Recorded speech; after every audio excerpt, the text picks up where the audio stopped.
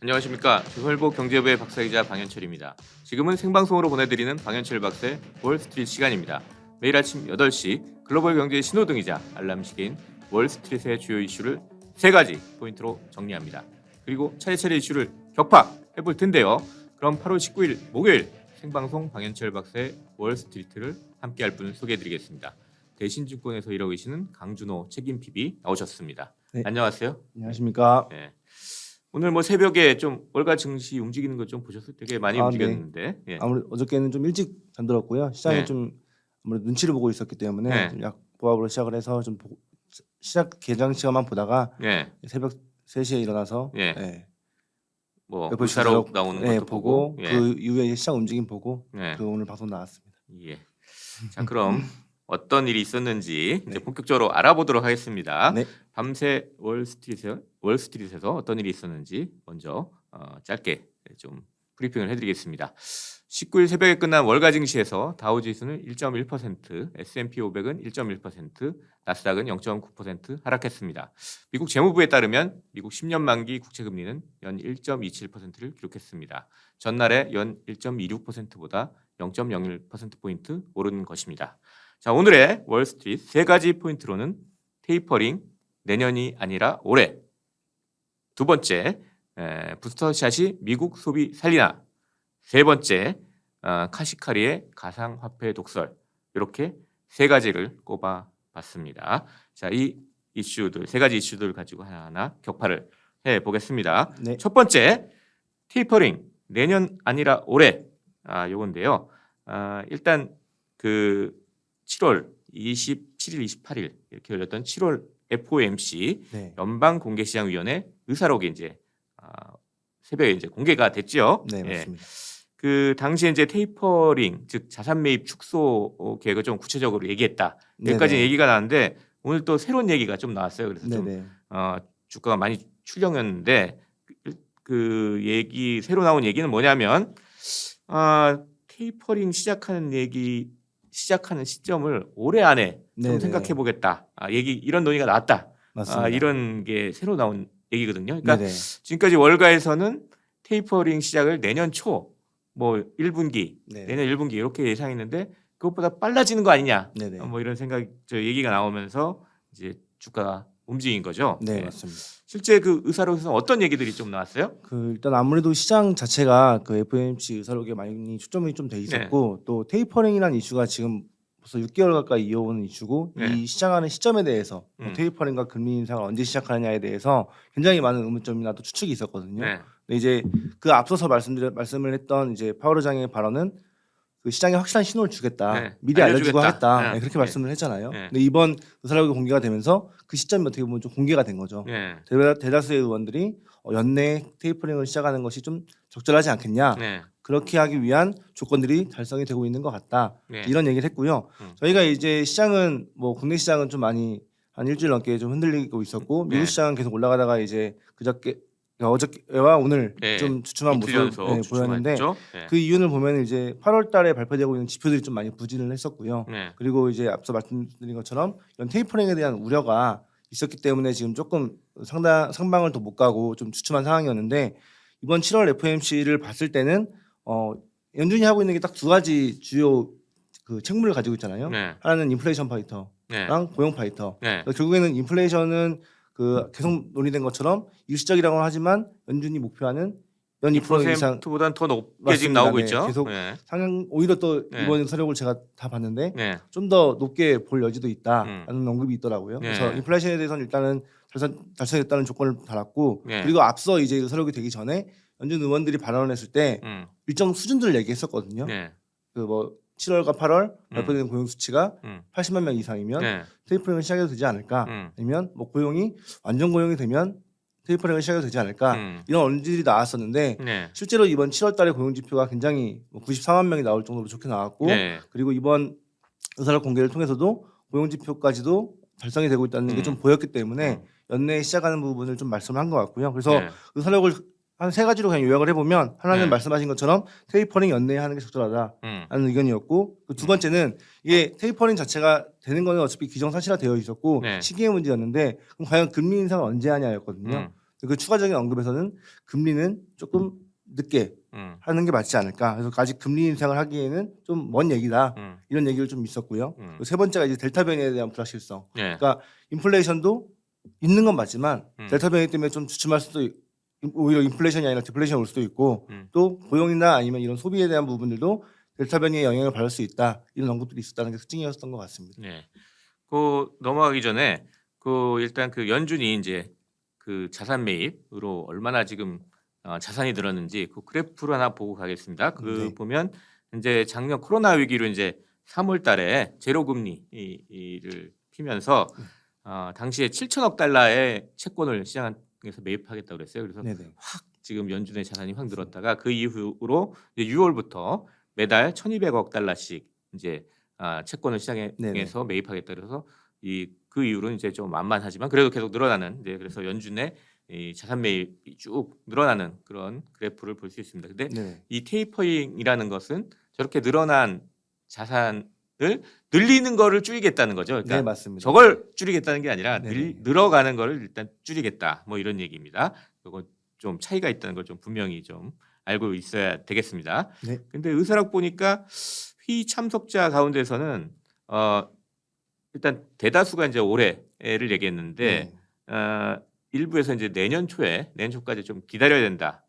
이런 의견이 있다는 것도 좀 분명했고요. 소수 의견이 있었고요. 예. 또 델타 변이 때문에 방금 말씀하신 대로 일자리로 이제 돌아오거나 뭐 학교로 돌아오는 게 좀 늦어지면서 이제 좀 경제가 회복되는 게 좀 어려울 수 있기 때문에 네네. 좀 테이퍼링 논의를 좀 천천히 해야 된다. 네, 이런 맞습니다. 논의에 주의를 해야 된다. 뭐 이런 네. 얘기들도 있었어요. 그러니까 물론 다수 의견은 이제 올해 안에 하자. 뭐 음. 이런 얘기들이 다수였는데 그렇지 않은 의견도 있다는 걸 또 분명히 네네. 해놨습니다. 그러니까 아직 연준 내에서 뭔가 합의가 되지는 않았어요. 네, 맞습니다. 예, 그건 또 분명한 것 같아요. 네네. 그래서 실제적으로 이제 움직인 걸 보면 그 지수는 하락이 나온 건 맞는데 네, 실제 우려했던 것만큼 뭐 급락까지는 아니었거든요. 네. 그리고 이런 걸 판단할 때는 이제 뭐 인플레이션이나 금리에 대한 얘기도 언급이 되기 때문에 네. 실제로는 그거에 상반되는 안전자산인 뭐 달러나 금 같은 경우가 좀 가격 변동이 있어야 되거든요. 근데 연준 발표 이후 또 금리가 주가가 하락했지만 뭐 빅스 지수라고 하는 네. 공포 지수는 좀 많이 올라간 부분은 있지만 금과 달러는 그냥 평이하게 뭐 약보합 수준에서 마무리가 됐거든요. 네, 그리고 시장이 금리도 그렇게 거의 움직이지 않았어요. 네, 맞습니다. 예, 네. 그래서 지금 증시만 좀 충격을 받은 네, 맞습니다. 그런 상황입니다. 이미 예상이 되어 있던 뉴스에서 원래는 이제 저희가 7월 FOMC 의사록이 공개될 때 조금 중점을 뒀던 부분이 과연 구체적인 그런 목표치가 명시가 되느냐, 네. 뭐 무엇을 달성하면 테이퍼링 한다 음. 이런 식으로 구체적인 목표가 달성되느냐라는 게 있었는데 그 의사록 내용을 보면 뭐 노 디시전 이번 회의에서는 결정된 바가 없다라고 네. 명시가 되어 있거든요. 네. 그런 부분들이 오히려 시장이나 이런 그 금이나 달러 같은 안전자산을 자극하지는 않은 것 같다라고 생각이 될 수 있을 것 같습니다. 그러니까 연내라는 얘기는 했지만 네. 이게 구체적으로 몇 월 달이다 이런 네. 얘기를 합의한 건 아니에요 결국. 네. 예. 그래도 이제 전망은 하고 있죠 시장에서는. 예. 네. 그래서 일단 그리고 또 다음번에 이제 9월 21일, 22일 이렇게 FOMC 회의가 네. 열리는데 그때 이걸 발표할 건지 뭐 이것도 합의가 되지 않았어요. 네, 맞습니다. 그런 거는 합의가 안 되고 그냥 네. 연내란 네. 사실만 나와가지고 네. 그 사실에 대해서 이제 시장이 좀 충격을 받았다는 겁니다. 맞습니다. 왜냐하면 이제 월가에서는 아까 제가 모두에도 말씀드렸듯이 테이퍼링이 내년 초에 시작될 것이다. 이게 다수였어요. 그러니까 최근에 네네. 이제 로이터 통신이 조사한 게 있는데 최근에 조사한 거는 60%가 내년 1월달에 그 테이퍼링 시작할 것이다 이렇게 네. 대답했고 40%쯤 이제 그거보다 좀 빠를 수 있다 뭐 이렇게 대답을 했어요. 그러니까 다수가 이제 내년 초인데 그런 예상과는 달리 올해 안에 할 거라는 의견이 지금 연준 내 다수라는 거 알고 사람들이 좀 진짜 깜짝 놀란 거죠. 네, 맞습니다. 근데 사실 좀 약간 뭐 백신 같은 건 사실 맞은 게 며칠 전에 월스트리트 저널에서 11월에 네, 테이퍼링 할 수 맞습니다. 있다는 논의가 지금 연준 내에서 네네. 합의가 이루어지고 있다 이런 걸 보도했어요. 근데 네네. 그때 과연 그게 맞아? 뭐 이렇게 얘기한 분들이 많았는데 지금 이 연준 의사를 공개된 걸 보니까 그 얘기가 맞는 걸로 이렇게 나왔습니다. 그럴 예. 수 있을 것 같습니다. 예. 8월 고용지표까지 확인이 돼야 되는 부분이 있고 네. 9월 FOMC가 말씀하신 것처럼 21일, 22일 예정되어 있는데 11월 같은 경우에는 2월 3일이거든요. 네. 2일 3일이거든요. 네. 그러다 보니까 뭐 11월이지만 극 초반이어서 네, 그런 시기로 좀 예상할 수도 있을 것 같다는 생각이 듭니다. 그리고 그러니까 이제 연준의 FOMC는 9월 달에 있고 11월, 11월에 있고 예, 12월에 12월에, 있고 네. 이렇게 돼 있죠. 또 이 시장에서 뭐 또 얘기 나왔던 게 지금 이 매달 1,200억 달러씩 이렇게 그 자산을 연준이 매입하는 채권을 매입하는데 그중에 800억 달러가 국채고 400억 달러가 모기지 관련 네, 증권, 맞습니다. 즉 부동산 관련 증권인데 이거를 뭐 그 모기지 관련 증권 요걸 더 먼저 좀 축소할 수 있다. 뭐 이런 얘기가 나왔는데 그거에 대해서는 일단 이 회의록에 따르면은 이 참석자들은 국채와 모기지 증권 그냥 일정 비율로 같은 네. 비율로 줄여가는 게 네네. 좋겠다라는 게 다수였다. 뭐 이런 얘기도 저도 나왔어요. 세부 내용을 또 봤고 또 음. 저희도 이제 예측을 하고 있는데 음. 아시겠지만 지금 이런 그 양적 완화랑 재료 금리를 통해서 유동성이 많이 풀리다 보니까 네. 인플레이션 발생한 부분도 있는데 이 부분이 대부분 자산 시장에 많이 영향을 미쳤거든요. 네. 그래서 주식 시장도 많이 올랐지만 지금 글로벌리 부동산 자산이 엄청나게 올라갔어요. 우리나라도 네. 마찬가지지만 미국도 많이 올라가 있는 상황이거든요. 네. 그래서 이런 부분들이 좀 우려가 있어서 MBS를 그러니까 부동산 네. 채권을 먼저 네. 좀 회수를 하면 음. 자산 시장이 좀 부동산 시장이 안정화되지 않을까 하는 관점에서 그런 의견들이 나오고 있는데 또 하나의 의견은 또 그런 부동산 가격이 만약에 급작스럽게 회수를 통해서 주춤하게 되면 다른 자산에까지 영향을 미칠 수 있다 이런 의견들 때문에 아마 동일한 비율로 네. 회수하는 걸로 그런 식으로 축소하는 다수가 걸로. 이제 네. 얘기를 하는 걸로 네. 나왔습니다. 맞습니다. 그리고 뭐 마지막으로 이제 그 이 저 매파들이 계속 목소리를 높이고 있는데 이 제임스 블러드라고 세인트루이스 연방은행 총재가 마켓워치와 인터뷰하면서 이날 내년 1분기까지 테이퍼링을 마쳐야 된다. 뭐 이런 얘기도 했어요. 그러니까 지금 시작 시기를 가지고 막 논의를 하고 있는데 이분은 벌써 마칠 시기까지 주목까지. 얘기를 맞습니다. 했습니다. 그래서 좀 화제가 되고 있습니다. 자 이렇게 해서 첫 번째 이슈인 테이퍼링 내년 아니라 올해 이 얘기를 해봤습니다. 네. 자 그리고 이제 두 번째 포인트로 한번 넘어가 보도록 하겠습니다. 두 번째는 부스터샷이 미국 소비 살리나 이겁니다. 부스터샷 이게 일단 뭐냐면 이 변이 바이러스에 대비하기 위해서 또 추가로 네네. 저 코로나 백신을 맞는 걸 얘기하는 거거든요. 근데 이제 그 이날 이제 백악관하고 뭐 이제 미국 정부가 발표를 했어요. 예.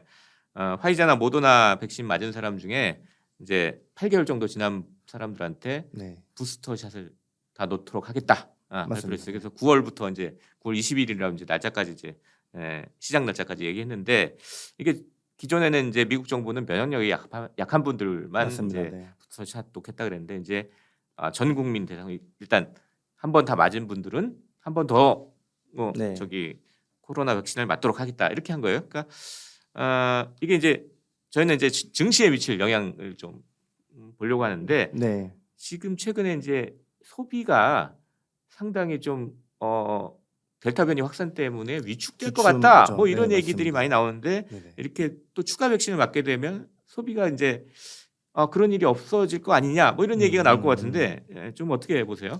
아무래도 이제 델타 변이가 미치는 이제 경제에 또 다시 한번 셧다운 우려가 있거든요. 지금 네. 또 아시겠지만 아시아 같은 그 지금 시장을 인플레이션 자극했던 부분이 공급 병목 현상이 있고 네. 또 이제 그런 쇼티지 현상이 있었는데 그 아시아 쪽에서는 이미 또 이런 델타가 확산되면서 다시 네. 한번 생산이 좀 부진한 모습을 또 보이고 있거든요. 그래서 지금 시장을 놓고 봤을 때 그 이번 델타 변이가 끼친 영향이 두 가지가 있는데 하나 선진국한테는 백신으로 대응을 하고 있고 아시아 중심으로는 이제 다시 한번 봉쇄나 네. 아니면 이제 거리두기 강화 거리두기 뭐 이거죠. 맞습니다. 네, 일본도 우리나라 그렇고 하고 있는 맞습니다. 거죠. 예. 예. 대표적인 게 이제 일본이랑 네. 우리나라인데 예. 이런 부분들이 결국엔 다시 한번 더 경제를 둔화시키는 요인이 되거든요. 네. 그래서 그거를 선제적으로 막기 위해서 미국이 이런 부스터샷이라는 결정을 한 것 같고 음. 여기에 대해서도 솔직히 비판이 있습니다. 왜냐하면 선진국 같은 경우는 이미 접종률이 60%에 이르고 있는데 네. 뭐 신흥국이나 아니면 아직 네. 그 개도국 같은 경우에는 굉장히 지금 접종률이 10% 이내인 네. 것도 있거든요. 그래서 이런 부분들이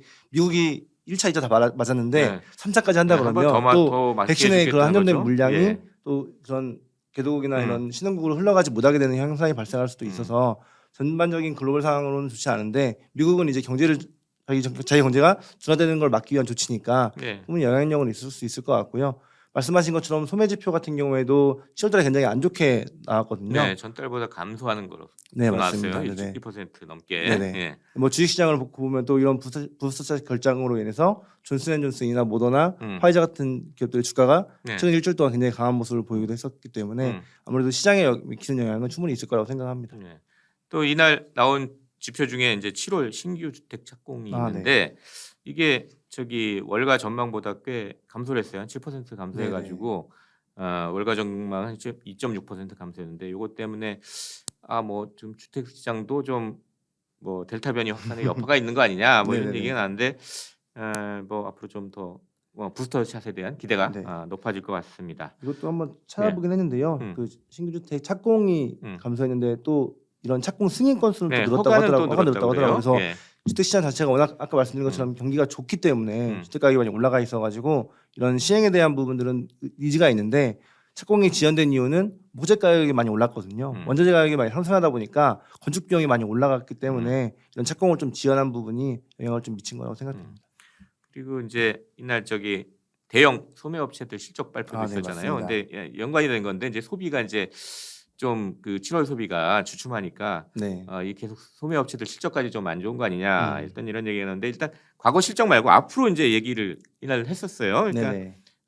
이날 실적이 발표된 게 이제 타깃에서 발표를 했는데 뭐 괜찮은 실적을 발표지만 주가는 많이 떨어졌습니다. 네. 근데 이제 이 최고 경영자 브라이언 코넬이 얘기를 하기를 이 상당히 개학 시즌 맞아 가지고 학교가 문을 열면서 기대를 상당히 하고 있다. 네. 그러면서 백팩, 저기 그리고 런치박스, 도시락 그리고 교복 이런 게 되게 잘 네. 나간다고 그래요.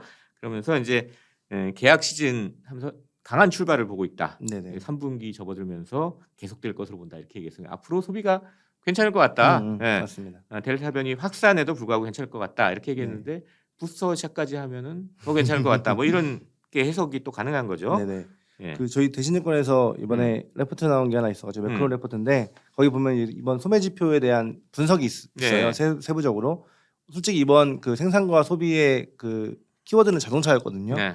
생산이 많이 증가했는데 네. 그 증가 부분은 자동차가 11% 증가하면서 기여가 있었고 소매 판매는 많이 감소했는데 그 부분은 자동차가 한 3% 정도 앞서서 못 만든 부분이 반영이 돼가지고 네. 그런 부재한 지표가 나왔었는데 세세하게 보면은 의료랑 부자재라고 해서 네. 말씀하신 교복이나 네. 옷들 있잖아요. 이게 그 전월 대비해서는 좀 감소하긴 했는데 전년 대비해서는 또 40%가 증가했거든요. 그래서 2달 연속 지금 40%씩 증가하고 있어서 네. 말씀하신 것처럼 이제 다시 외부 활동이나 아니면 학교 이런 부분에 대한 소비가 좀 많이 늘고 있는 것 같습니다. 예. 그 월마트도 뭐 비슷한 얘기 했어요. 그래서 네. 그 월마트는 전날 이제 실적을 발표했는데요. 그 얘기하기를 그 최고 책임자 CFO 네. 브래트 빅스란 분이 얘기했는데 작년에는 원격 수업 때문에 학용품 잘 안 샀는데 네네. 요번에는 이제 막 계약을 이제 막 학교가 문을 여니까 네.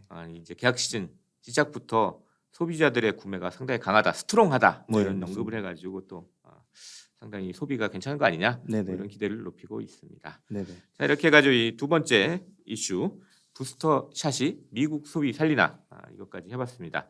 세 번째는 조금 좀 전체 맥락하고 조금 차이가 있는 건데 카시카리라는 분이 있어요. 카시카리 이분이 가상화폐에 대해서 독서를 날렸습니다. 그래가지고 이걸 한번 들고 왔는데 카시카리는 누구냐면 닐 카시카리라고 미니애폴리스 연방준비은행 총재입니다. 이 사람은 비둘기파예요. 사실 비둘기파로 해서 돈을 많이 풀자 이런 주장을 하는 대표적인 인물이신데 이분이 이제 가상화폐를 두고 상당히 이제 막 독서를 퍼붓었어요. 네. 그 말이 재밌어서 한번 들고 왔습니다. 첫 번째 얘기한 게 95%가 사기, 과대 광고, 소음, 혼란이었다. 네. 이렇게 비판하면서 수천 개의 쓰레기 동전이 만들어졌고 일부는 폰지 게임 같은 완전한 사기다. 이렇게 폰지 게임이라는 건 이제 옛날에 그 1920년대 사기꾼인 찰스 폰지의 네, 이름을 맞습니다. 딴 얘기인데 높은 수익률 주겠다 해서 사람들 막 처음에 끌어들인 다음에 다음 사람 돈으로 이제 계속 이 앞에 사람들 돈을 지불해 가지고 이제 맞습니다. 네. 돈을 끌어들인 사기 수법이죠. 이런 거랑 비슷하다, 같다. 뭐 이렇게 하고 또 마약 매춘 이런 불법을 위한 자금 거래를 가능하게 해주는 거 외에 도대체 어떤 사용 사례도 없다. 뭐 이렇게 비판을 했어요. 근데 이분은 사실 5, 6년 전만 해도 이쪽 그 코인에 대해서 되게 괜찮게 보던 사람인데 갑자기 뭐 이런 얘기를 해서 왜 이러나 뭐 이렇게 궁금했는데 그리고 마지막에 좀 그 이유를 밝혔는데 이 달러가 결국 살아남을 것이고 누구도 이 자신만의 미국 화폐를 찍어낼 수 없다. 이 달러를 보호하기 네. 위해서 이렇게 얘기한 그런 것 거예요. 같습니다. 예. 그래서 요즘에는 이런 가상 화폐라고 네. 하지 않고요. 공식적인 명칭을 좀 가상 자산이라고 하는 것 같더라고요. 그래서 네. 보면은 화폐와 자산의 차이는 분명히 있잖아요. 네. 자산은 투자 대상으로서의 가치를 더 높게 보는 거고 화폐는 이제 거래수단으로서의 가치를 보는 거거든요. 네, 여기서 이제 카시카리 총재도 결국에는 화폐에 좀 중점을 두고 가상화폐를 평가를 한 건데 네. 아시겠지만 최근에도 가상자산이 많이 올라가고 있고 네.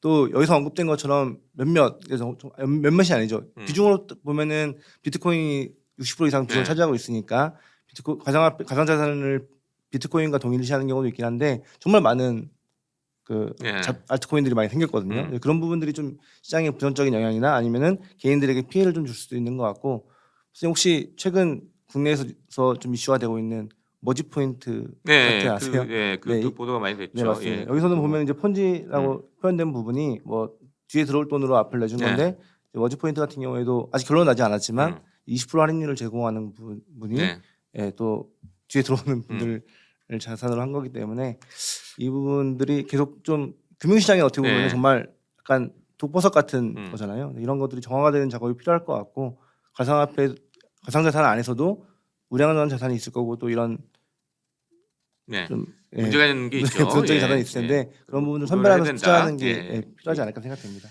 근데 이런 게 이제 카시카리 총재 말은 이제 이게 뭐 혼자 얘기는 아니고 미국 연준 분위기를 반영한 건데 왜냐하면 네. 지금 스테이블 코인이라고 지금 네. 미국에서 엄청나게 인기가 있어요. 그러니까 1대1로 달러하고 1대1로 맞습니다. 교환해 주는 그러한 이 코인들 얘기하는데 이게 규모가 이제 지금 8월 보니까 1,140억 달러쯤 되는데 이 작년 같은 기간에 150억 달러보다 7.5배 이렇게 늘어났어요. 그러니까 네. 이거 상당히 연준에서 미국 달러를 위협하는 거 아니냐 지금 얘기를 계속 하고 있는 겁니다. 그래서 이 스테이블 코인 특히 이거에 대해서 규제를 하려고 미국 정부하고 연준이 지금 상당히 지금 네. 규제 프레임워크를 짜고 있어요. 그러니까 맞습니다. 그런 분위기에서 이런 얘기를 좀 한 거다 이렇게 좀 네.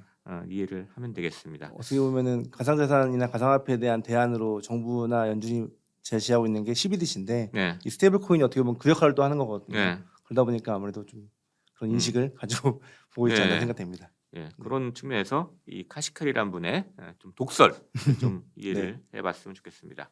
자 이렇게 해서 세 번째 이슈인 카시카리의 가상화폐 독설까지 얘기를 나눠봤습니다.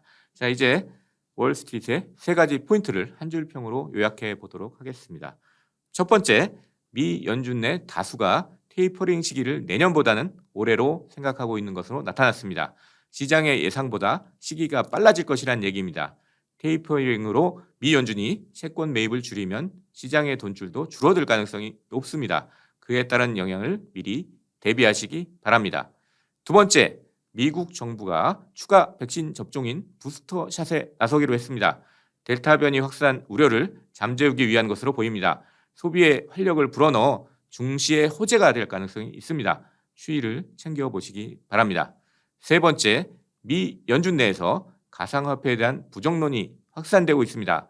가상화폐 확산으로 기존 금융 시스템이 흔들리는 걸 방치하지는 않겠다는 것으로 보입니다. 규제 강화 가능성을 챙기면서 투자하시기 바랍니다. 자 이렇게 해가지고 거의 방송을 마칠 시간이 다 돼 갑니다. 강준호 PB님 네. 오늘 이 시간 어떠셨는지 우리 시청자 여러분께 마무리 인사 부탁드리겠습니다. 제가 항상 나올 때마다 증시가 최고점이라고 말씀드렸었는데 네. 오늘 모처럼 좀 조정이 왔던 것 같고요. 네. 근데 보면은 S&P 500이 지금 1년 사이에 100% 상승을 보였다고 해요. 네. 결국에는 이제 시장에 대해서는 계속 고점 논란, 또 둔화 우려, 테이퍼링 우려 이런 것들이 있을 거거든요. 네. 지금 같은 시장에서는 우려를 충분히 감안하시고 현금을 좀 일부 확보하시면서 투자 기회를 확보하시는 게 좋을 것 같고 그러한 판단은 이런 이 방현철 박사님의 월스트리트 통해서 얻으시면 좋을 것 같습니다. 네, 감사합니다. 생방송 박연철 박사의 월스트리트 벌써 라이브를 마칠 시간입니다. 함께 해주신 여러분께 감사드립니다. 도움 되셨다면 채널 구독 버튼까지 꼭 눌러주시기 바랍니다. 내일도 저는 아침 8시 월스트리트를 세 가지 포인트로 진단하고 이슈를 격파하는 박연철 박사의 월스트리트로 돌아오겠습니다. 지금까지 함께 해주신 대신증권의 강준호 책임 PB 그리고 저는 조선일보 경제부의 박사이자 박연철이었습니다. 감사합니다.